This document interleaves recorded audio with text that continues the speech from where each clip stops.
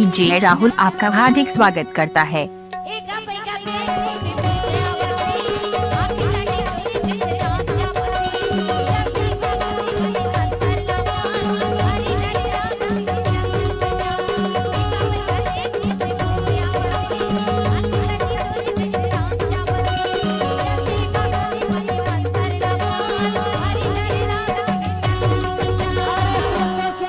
DJ Rahul अरे बोले अभिमान भर के बैठन दे वो तोर भूत ला कहाती के पकड़े तेला छाटन दे। अरे ते घरे बार तो कई था बोला थे डोला थे डोला थे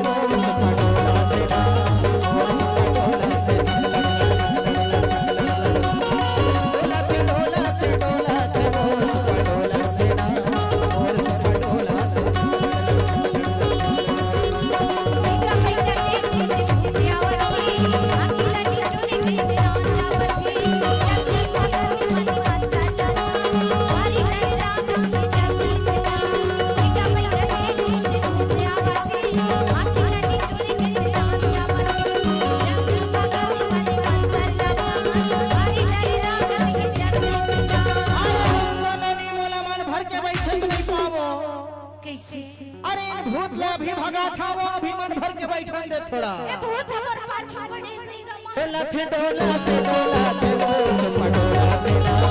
और पडोला थे डोला थे डोला थे डोला थे वो पडोला थे ना और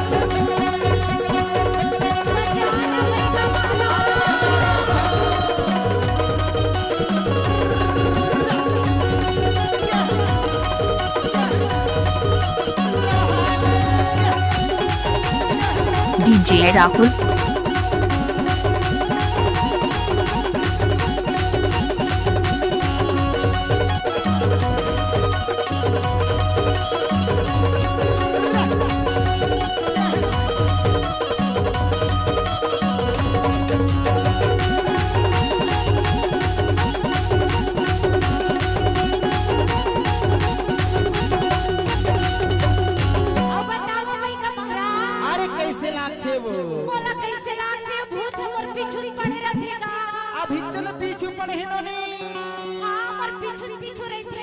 अरे कैसे लागते आवाज बढ़ा दे भाई। Hello hello hello hello hello hello hello hello hello hello hello hello ए उंगली ला धर